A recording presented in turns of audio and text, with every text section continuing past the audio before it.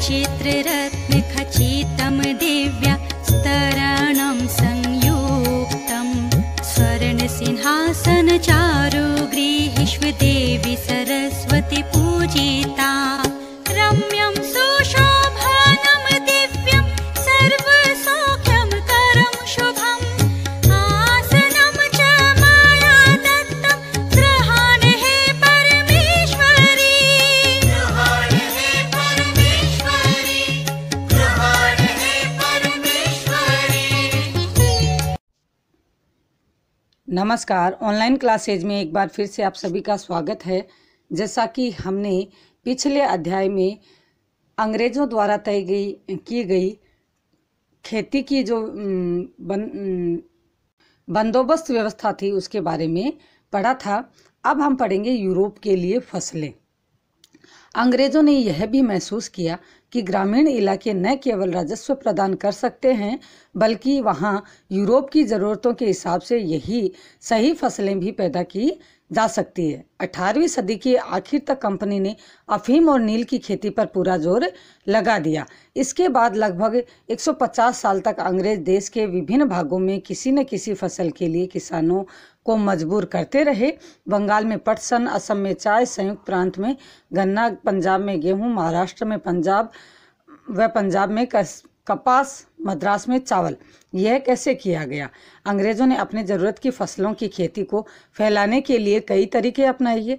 आइए इसी तरह एक फसल उत्पादन को ऐसी पद्धति को अच्छी तरह से समझें। क्या रंग का कोई इतिहास है?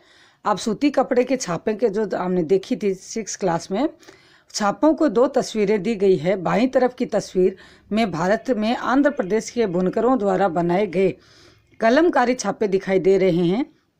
दूसरी तरफ ब्रिटेन के प्रसिद्ध कवि और कलाकार विलियम मॉरिस द्वारा बनाए गए फूल वाले छापे हैं। दोनों छापों में एक बात समान है, दोनों में ही गहरे नीले रंग का इस्तेमाल किया गया है। इसे आमतौर पर नीले कहा जाता है। क्या आप जानते हैं कि यह रंग किस तरह पैदा किया जाता है? इन छापों में आपको जो नीला रंग दिखाई दे रहा है वह नील नाम के एक पौधे से निकाला जाता था। इस बात की काफ़ी संभावना है कि 19वीं सदी में ब्रिटेन में मॉरिस के छापों में इस्तेमाल किया गया नीला रंग भारत में उगने वाले नील के पौधों से ही तैयार किया गया होगा। उस समय भारत दुनिया में नील का सबसे बड़ा स्रोत था। भारतीय नील की मांग क्यों थी? नील का पौधा मुख्य रूप से उष्णकटिबंधीय इलाकों में उगाता है। 13वीं सदी तक इटली, फ्रांस और ब्रिटेन के कपड़ा उत्पादक कपड़े की रंगाई के लिए भारतीय नील का इस्तेमाल कर रहे थे। उस समय भारतीय नील की बहुत थोड़ी मात्रा ही यूरोपीय बाजारों में पहुंचती थी। उसकी कीमत भी बहुत ऊंची रहती थी। इसलिए यूरोपीय कपड़ा उत्पादकों को बैंगनी और नीले रंग बनाने के लिए वोड नामक एक पौधे पर निर्भर रहना पड़ता था। वोड पौधा शीतोष्ण क्षेत्र में उगता है, इसलिए यूरोप में आसानी से मिल जाता था। उत्तरी इटली, दक्षिणी फ्रांस व जर्मनी और ब्रिटेन के कुछ हिस्से जो थे इसमें ये पौधा उगाया जाता था। नील के साथ साथ प्रतिस्पर्धा से परेशान यूरोप के वोड उत्पादकों ने अपनी सरकार पर दबाव डाला कि नील के आयात पर पाबंदी लगा दे। मगर कपड़े के रंगने वाले तो नील को ही पसंद करते थे। नील से बहुत चमकदार नीला रंग मिलता था, जबकि वोड से मिलने वाला रंग बेजान और फीका होता था। 17वीं सदी तक आते आते यूरोपीय कपड़ा उत्पादकों ने नील के आयात पर लगी पाबंदी में ढील देने के लिए अपने सरकारों को राजी कर लिया। कैरिबियाई द्वीप समूह स्थित सेंट डोमिंगो में, फ्रांसीसी ब्राज़ील में, पुर्तगाली जमैका में, ब्रिटिश और वेनेजुएला में स्पेनिश लोग नील की खेती करने लगे। उत्तरी अमेरिका के बहुत सारे भागों में नील के बागान सामने आ गए। 18वीं शताब्दी के आखिर तक भारतीय नील की मांग और बढ़ गई।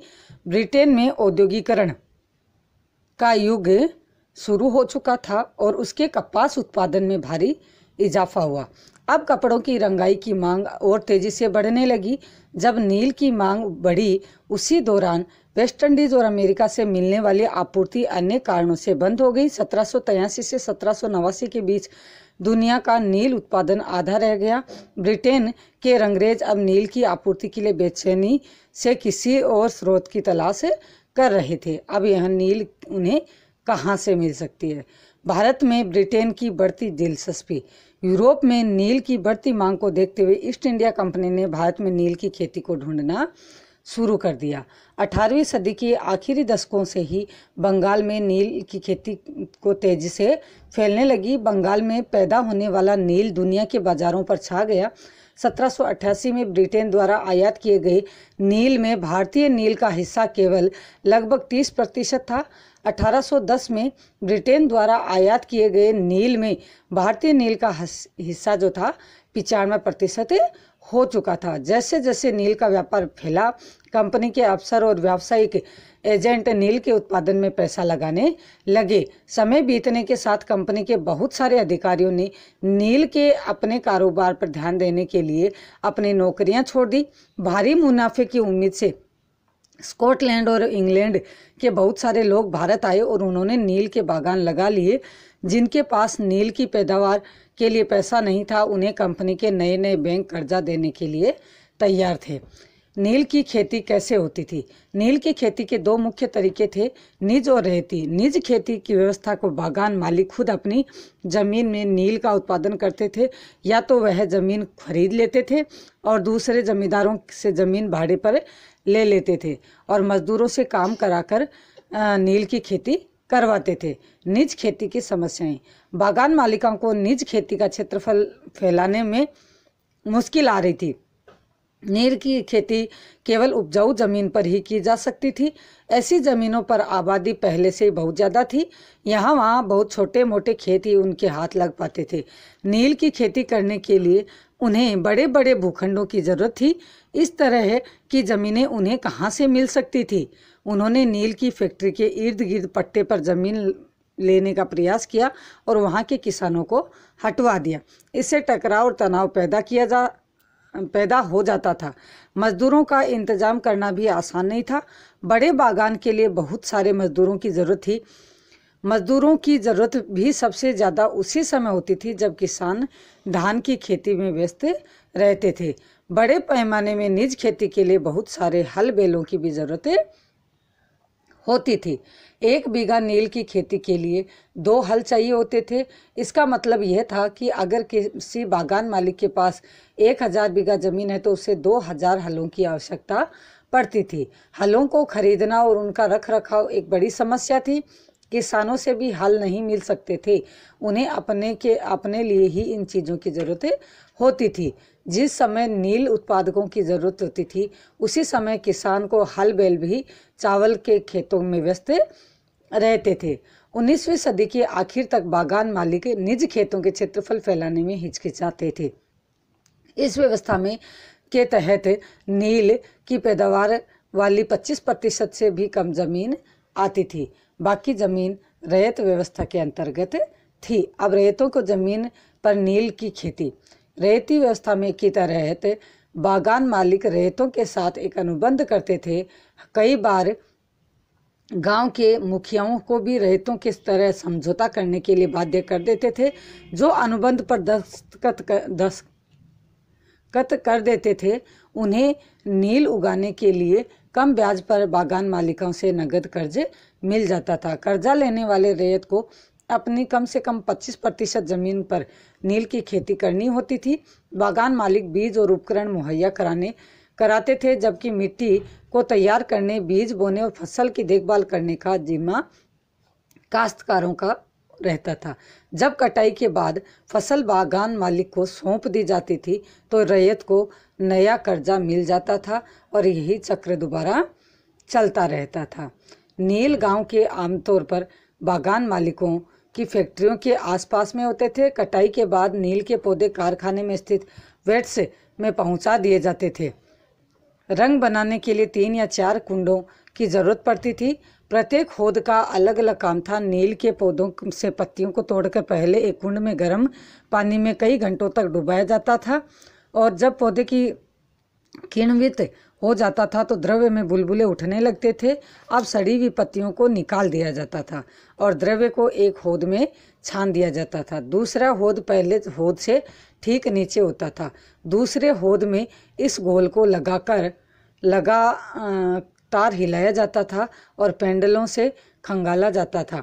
जब यह द्रव्य हरा और उसके बाद नीला हो जाता था तो होद के चूने का पानी डाला जाता था। धीरे धीरे नील की पपड़ियाँ नीचे जम जाती थी और ऊपर साफ द्रव्य निकल आता था। द्रव्य को छानकर अलग कर लिया जाता था और नीचे जमी नील को गाद और नील की लुगदी को दूसरे कुंड में डाल दिया जाता था। इसके बाद उसे निचोड़कर बिक्री के लिए सुखा दिया जाता था। यहाँ आप उत्पादन की आखिरी व्यवस्था को देख सकते हैं कि दबाकर संचों में डाल दी गई नील को लुगदी काटकर मजदूर उन पर मुहर लगा रहे हैं। पीछे वाले हिस्से में एक मजदूर इन टुकड़ों को सुखाने के लिए जा रहा है। शुरू हो गया। अब किसान जो पहले इन कर्जों से बहुत आकर्षित थे, उन्हें जल्दी ही समझ में आने लग गया कि यह व्यवस्था कितनी कठोर है। उन्हें नील की जमीन मिलती थी वह बहुत कम थी और कर्जों का सिलसिला कभी खत्म नहीं होता था। समस्याएं और भी थी। बागान मालिक चाहते थे कि किसान अपने सबसे बढ़िया खेतों में ही नील की खेती करें, लेकिन नील के साथ परेशानी यह थी कि उनकी जड़ें बहुत गहरी होती थी और वह मिट्टी की सारी ताकत खींच लेती थी। नील की कटाई के बाद वहां धान की खेती नहीं की जा सकती थी। आगे का पाठ हम अगले वीडियो में पढ़ेंगे। धन्यवाद।